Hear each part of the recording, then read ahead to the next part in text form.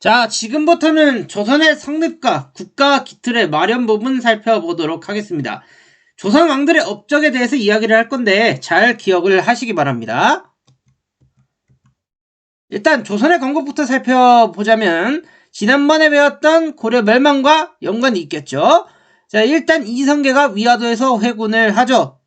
자, 요동전벌에 반대를 했던 이성계가 결국 회군을 해서 개경을 점령하고 우왕을 폐위시킨 다음 최영을 제거합니다. 그래서 칠권을 장악을 하게 되죠. 조선 건국의 시작점이라고 했습니다. 자, 그 이후 과전법이란 걸 시행하게 되는데 권문세족의 광대한 토지를 몰수한 이후 관리들에게 과전을 지급합니다. 즉 토지를 지급하게 되는데 이 과정에서 신진사대부가 경제적인 실권을 장악을 하게 됩니다. 자, 정치적으로도 장악을 했고 경제적으로도 장악을 했는데 이제 이성계가 왕이 되는 일만 남았어요. 하지만 이걸 굳고 반대했던 사람이 한 명 있었는데 혹시 누군지 아나요? 그쵸. 정몽주가 아직 남아있었습니다. 이 정몽주는 온건사대부, 온건계약파의 가장 대표적인 인물이라고 했죠.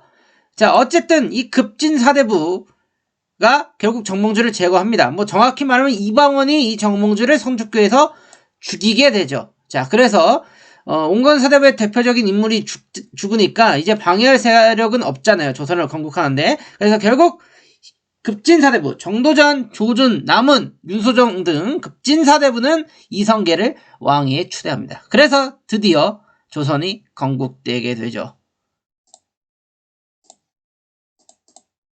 자, 새 왕조를 성립하는 과정에서 국호를 뭐로 하게 되느냐? 조선으로 하게 됩니다. 이 원래는 이제 두 가지 선택지가 있었대요. 화령, 조선. 근데 이 둘 중에서 고민을 했던 와중에 결국 조선을 국호로 정하게 됩니다. 참고로 이 조선은 어디를 본단 거냐? 우리가 배웠던 그 고조선을 본단 거라고 할 수 있는데 원래 이 고조선도 정확하게 따지면 조선이에요. 왜냐면은 이 조선과 지금 우리가 제일 잘하고 있는 이 조선하고 구분하기 위해서 먼저 있었던 조선에 고자를 붙이게 되는 겁니다. 그리고 어디로 천도하느냐? 바로 한양으로 천도합니다. 오늘날 서울이죠. 그리고 뭘 건설하느냐? 서울에서 가장 유명한 문화재가 있죠. 그렇죠. 경복궁을 건설하게 됩니다. 이 경복궁 건설 과정도 굉장히 좀 재밌는 일이 많은데 거기까지 얘기하면 너무 길어지니까 간단하게만 이야기를 하면은 일단 경복궁 같은 경우는 광화문이 있죠. 여러분들 광화문 한번 가봤을 겁니다. 그 광화문이 있으면은 여기가 이제 경복궁으로 통하는 길목입니다. 자, 그 광화문을 비롯해서 사대문이 있는데 흔히 잘 알고 있는 동대문, 남대문, 북대문, 서대문이 있죠. 그 중에서 이제 가장 유명한 게 이제 국보 1호였던 남대문, 숭례문을 줄 수 있고, 그 다음에 이제 동대문은 흥인지문, 그 다음에 서대문은 돈이문, 북대문은 숙정문, 이런 식으로 이야기를 할 수가 있습니다. 어쨌든 이 경복궁을 건설하게 되죠. 나중에 꼭 한번 가보시기 바랍니다. 정도전의 주도 아래 만들어지게 됩니다. 그리고 유교적 민번 정치를 추구했는데 성리학을 통치 이념으로 삼게 되죠. 그리고 나라를 덕으로 다스리는 왕도 정치를 추구하게 됩니다. 이게 바로 태조 이성계의 모습, 어진입니다. 이게 이제 국립전주박물관에 있는데 이성계가 전주 이씨라서 전주에서는 굉장히 잘 보관을 하고 있습니다. 이 어진을. 그리고 여기가 이제 태조 이성계 어진이 보관된 경기전이라는 건데 이 전주 한옥마을 안에 있습니다. 이거는 저의 모습이죠. 이 경기전으로 통과하는 홍설문에 그래서 이제 제가 찍은 사진이에요. 자, 이게 경복궁의 모습이죠. 자, 그리고 저 뒤에 보이는 이게 뭐냐면은 여기 보이죠? 여기가 바로 청와대입니다. 청와대. 지금은 개방돼 있어요. 물론 이제 사전 예약을 하긴 해야 되는데 어쨌든 이제 대통령이 여기에 지금 있진 않으니까 이게 이제 근정전의 모습입니다. 조선의 법궁인 경복궁의 정전. 이 신하들이 임금에게 새해 인사를 드리거나 국가의 이식을 거행하고 외국 사신을 맞이했던 곳이라고 할 수가 있는데 여기는 이제 사람이 있는 모습이고 이 야간에 가면 되게 예쁩니다. 이거는 이제 경복궁의 정문이라고 쓰는 광화문 모습인데 이것도 야간에 찍은 건데요. 원래 이제 야간 개장하면 진짜 예뻐요. 한번 가보시기 바라고. 이거는 이제 평소 모습입니다. 이거는 이제 제가 숭례문, 남대문에서 찍은 사진입니다. 여기 앞에 지키고 있는 이 수문장들 보이죠? 실제로도 지키고 있고 광화문도 이 사람들이 지키고 있습니다. 그리고 이제 그 경복궁 안으로 들어가 보면은 수문장 교대식이라고 해서 큰 행사가 하나 있어요. 이것도 굉장히 좀 볼만합니다. 한번 꼭 나중에 보시길 바래요. 자, 이것은 이제 종묘 사직할 때 그 종묘입니다. 그리고 이거는 이제 조선왕조실록인데 이걸 외울 필요는 없는데 어쨌든 조선시대에 472년 동안 있었던 일을 왕별로 기록한 역사책입니다. 읽어서 이투족이 다 적혀있어요. 왕에. 근데 이 조선왕조실록도 태조에서 철종까지만 인정을 합니다. 고종하고 순종은 왜 인정을 안 할까요? 이거는 약간 일제히 왜곡이 있기 때문에 그거는 이제 치지 않습니다. 딱 철종 때까지.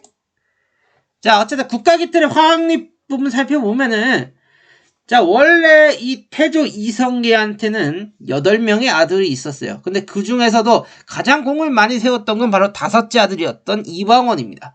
근데 그렇다면 세자를 이방원으로 하느냐? 아니요.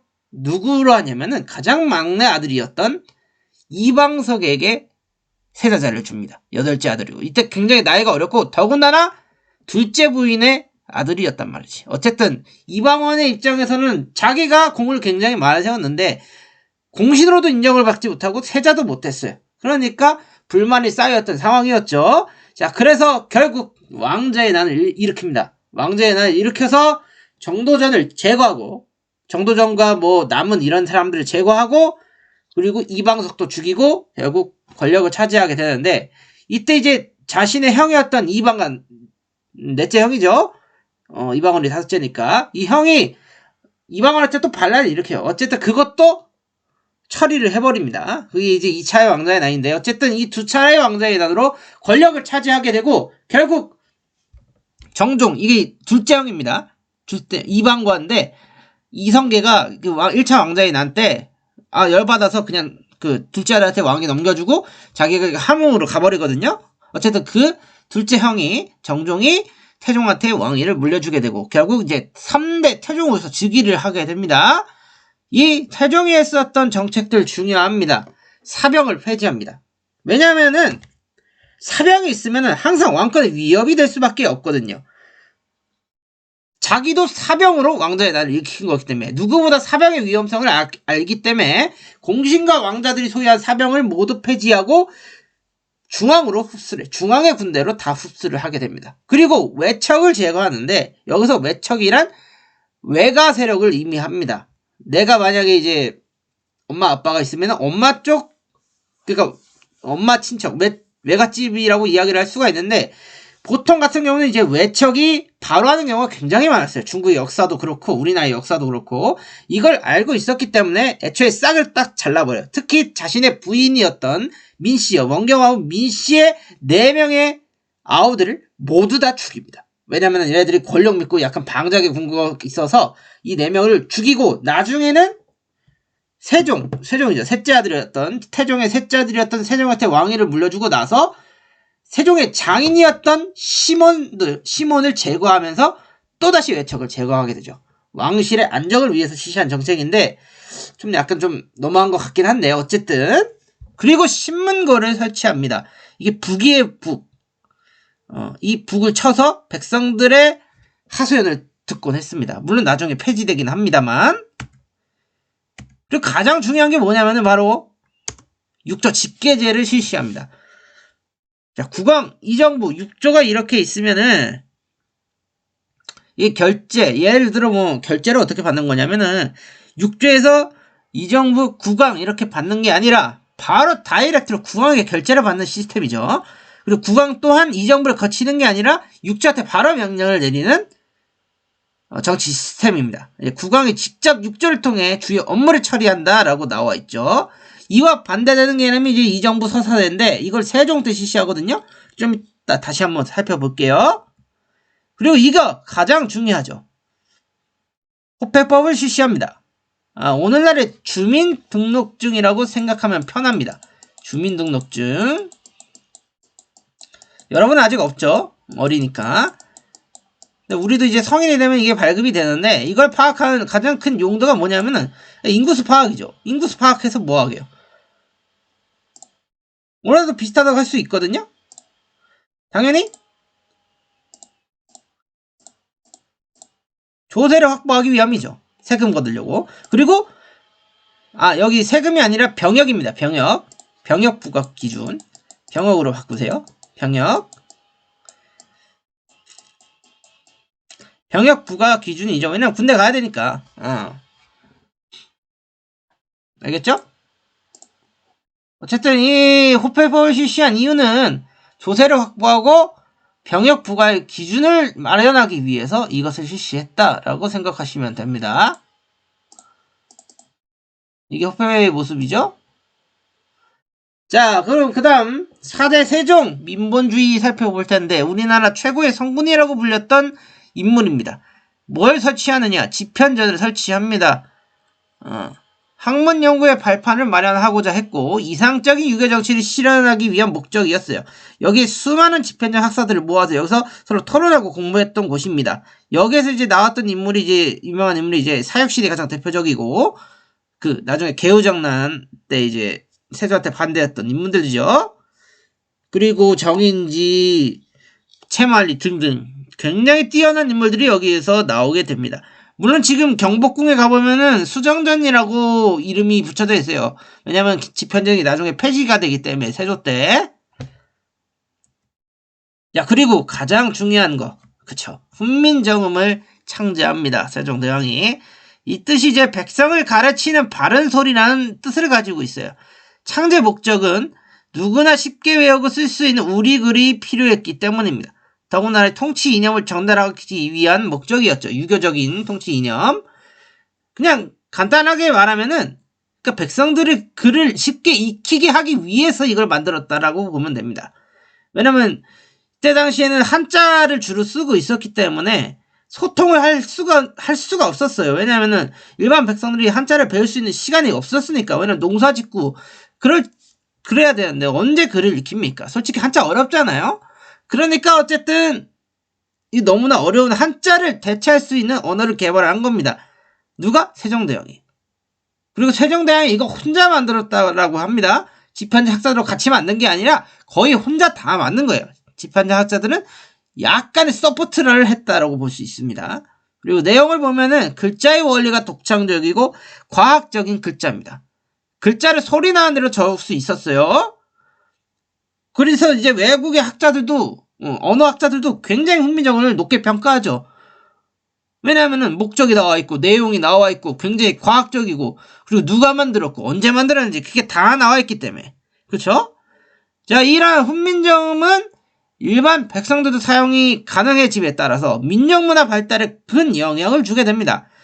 한글 소설이라든지 한글시라든지 이게 이제 발달이 되니까 당연히 발달할 수밖에 없는 거예요.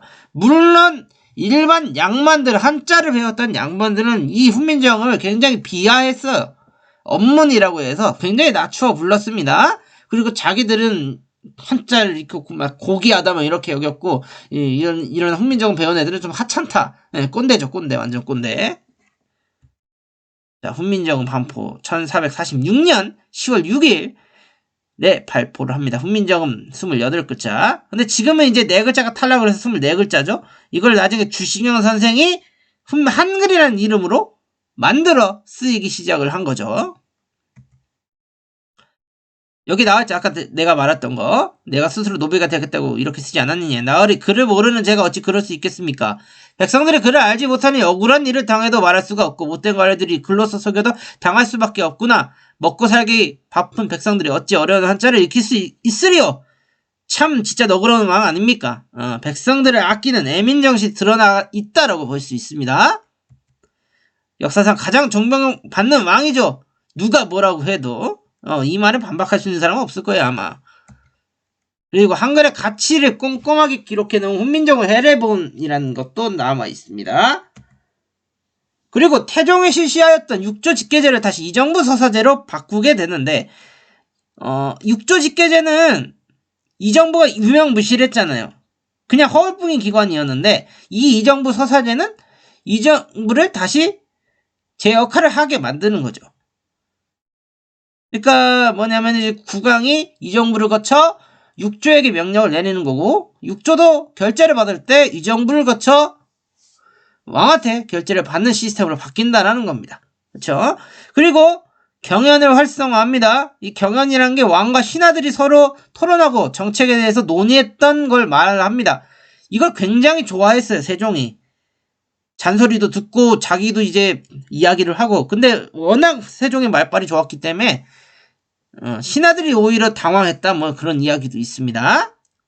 그리고 백성들의 부담을 줄이기 위한 토지에 매긴 세금 제도도 정비를 하게 됩니다. 그리고 농업에 필요한 다양한 과학기술을 발전시키는데 천문, 기상, 역법, 측량 등을 발전시킵니다. 이 과학기술의 가장 대표적인 인물을 등용하게 되죠. 바로 장영실을 등용하는데 원래 장영실은 관노 출신이었습니다. 관청에 있는 노비죠. 근데 이 어릴 때부터 이런 특출난 능력을 보이니까 세종이 이 장영실을 직접 등용을 하게 돼요. 물론 이때 당시 노비가 관리가 된다? 이건 상상할 수도 없는 일이었거든요. 노발대발했던 일반 양반들이 아니되옵니다. 전하, 장영실의 등용성 아니되옵니다. 어찌 신문 질서를 어지럽혀합니까? 이때 세종이 하는 말, 난 능력에 따라서 등용할 뿐이다. 그래서 끝까지 장영실을 보호하게 됩니다. 그리고 이 장영실이 굉장히 많은 성과를 얻게 되죠. 자, 그리고 이거는 이제 추구기의 모습입니다. 강서령을 축적했던. 서울의 관상감과 각 지방 9년에 설치하여 강서량을 측정한 기구였습니다. 농업을 위해서 발명을 한 거죠. 그리고 이건 이제 10,000원짜리 뒤에 있는 혼천의 간이 천문기구이고요. 이건 앙불구의 해시계입니다. 해시계. 그리고 이제 역법을 기록한 칠장선 4편 외편이 있습니다. 앙불구 눈금의 기울기와 가로 세워 눈금의 간격을 보면 태양의 움직임을 알 수 있다라고 나와 있고, 그리고 이 장영실이 만들었던 물시계 자격루가 있는데 요것도 이제 영상을 보면은 굉장히 이해가 빨라요. 한번 참고해서 보시기 바라고. 그리고 국방기술도 관련해서 발전을 시킵니다. 신기전, 다량의 화살을 발사하게 되는 신무기입니다. 신무기. 그 다음에 먼저 자격루는 물의 흐름을 이용하여 종북, 징 등을 쳐서 자동으로 시간을 알려주었던 물시계였고요. 그 다음에 이거 뭔지 아시죠? 그쵸? 거북선입니다. 이 거북선이 흔히 오해를 하는 게 뭐냐면은 임진왜란 이순신이 맨 처음 사용했기 때문에 그때 만들어졌다라고 착각하는 사람이 많아요. 하지만 정확히 따지면 태종과 세종 때 만들어진 겁니다. 설계도로서. 그리고 주력함이었던 판옥선을 개량한 건데 나중에 임진왜란 때 사용이 되는 거죠. 실제로 전투에서. 화차의 모습이고, 바퀴 달린 화차를 이용하여 100에서 200개를 연달아 발사할 수 있었던 신기전이 있습니다. 그리고 영토도 확장하는데 사군과 육진을 개척합니다. 이 사군 지역이 어디냐면은 여기가 사군이에요. 사군. 여기에 이제 최윤덕 장군을 보냈는데, 그래서 최윤덕. 그래서 여기를 확보하고, 그리고 육진이 이쪽이거든요. 여기는 누굴 보내냐면 백두산 호랑이라고 불렸던 김종서 장군을 보냅니다. 물론 김종서가 문관 출신인데 그냥 장군을 불렸대요. 그리고 어디를 정벌하느냐? 이때 당시에 왜구들, 일본 해적들이 굉장히 크게 조선을 괴롭혔잖아. 그래서 이 왜구의 근거지였던, 왜구의 소굴이었던 대마도, 오늘날 이제 스시마 섬이라고 불렸던 이곳을 점령합니다. 물론 완전히 점령하는 건 아니고, 점령한 이후에 만약에 니네 두 번 다시 이런 일을 또 벌인다면은 그때는 알아서 해라, 이렇게 하고 얘네들이 숨통을 틔울 수 있게끔 삼포를 개방해 줘요. 삼포를 개방해 줍니다. 이게 이제 사군과 육진의 모습입니다. 자, 그렇다면 이제 2명만 더 남았는데요. 7대 세조와 9대 성종 살펴보겠습니다. 일단 7대 세조 살펴보면은 세종이 죽거든요. 세종이 죽고 첫째 아들이었던 문종에게 왕위를 물려줍니다. 근데 이 문종이 오래 살지 못해요. 그래서 병약했기 때문에 오래 살지 못하고 죽고, 그 다음 어린 아들이었던 단종에게 왕위를 물려주게 되는데, 이때 수양대군이라고 있었습니다. 이 사람이 이제 세종의 둘째 아들이고 본명 이윤데 굉장히 야망이 있었던 인물이에요. 왕에 대한. 자, 그래서 문종이 죽을 때 이때 김종서를 불러서 단종을 부탁합니다. 우리 단종 좀 잘 보살펴달라, 지켜달라 라고 죽게 되고, 근데 수양대군의 입장에서는 김종서가 굉장히 눈에 거슬렸겠죠. 그래서 결국 개유장난을 일으켜 김종서와 그 일파들을 모두 제거하고 정권을 장악합니다. 그리고 나중에는 단종도 몰아내고 자기가 왕이 되죠. 그래서 세조가 됩니다. 7대 왕이었던.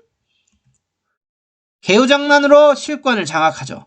조카 단종을 몰아내고 왕위에 오릅니다. 자, 이 왕위에 등극하고 나서 집현전 출신이었던 사육신, 성삼문, 박백년, 이계, 하위지, 유흥부, 유성원, 이 6명의 신하들이 단종복위 운동을 하다 사전에 걸려요. 그래서 그들을 모두 처형한 이후에 이 집현전을 폐지시켜버립니다. 자기가 아버지가 만들었던 걸. 그리고 경연도 폐지시켜버려. 공부했던 곳이라고 했죠. 그러니까 이런 거 하기 싫은 거야. 그리고 다시 태종이 했던 6조 직계제로 다시 돌립니다. 이제 6조 내가 다이렉트로 명령 내리고 6조도 니네 다이렉트로 나한테 결제받아 라고 이야기를 하는 거죠. 그리고 이때 경국대전을 편찬하기 시작합니다. 경국대전이 뭐냐면 오늘날의 헌법이라고 생각하시면 편해요.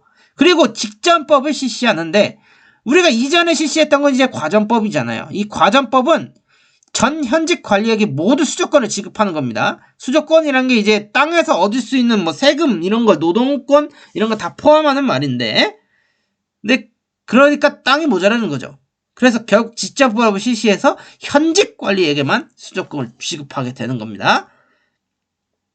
자, 이 세조도 죽고 그 다음 아들이었던, 둘째 아들이었던 예종한테 왕위가 넘어가는데, 하지만 이 예종도 오래 못 살아요. 그래서 죽고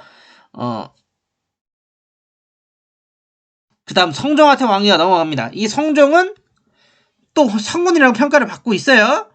홍문관을 설치합니다. 이 홍문관 이제 조선의 통치제도 살펴볼 때 나올 텐데, 경연 실시하는 기구였어요. 그리고 왕의 정치적 자문 역할을 했던 기구였고, 그리고 이 홍문관을 설치함과 더불어서 경연도 재실시하게 됩니다. 그리고 사림 세력을 드디어 등용하게 됩니다. 이 사림이 뭐냐면은 온건 사대부의 후손들이야. 제야에 있어서 시고 향촌 세력에서 제자 양성하고 정치에는 참여 안 했던 이런 세력들을 등용하게 되는 거죠. 그리고 성종 때 경국대전이 완성되게 됩니다. 이 경국대전의 완성은 결국 유교 중심의 국가 통치 질서를 확립했다라고 볼 수가 있습니다. 자, 일단은 여기까지 살펴보도록 할게요.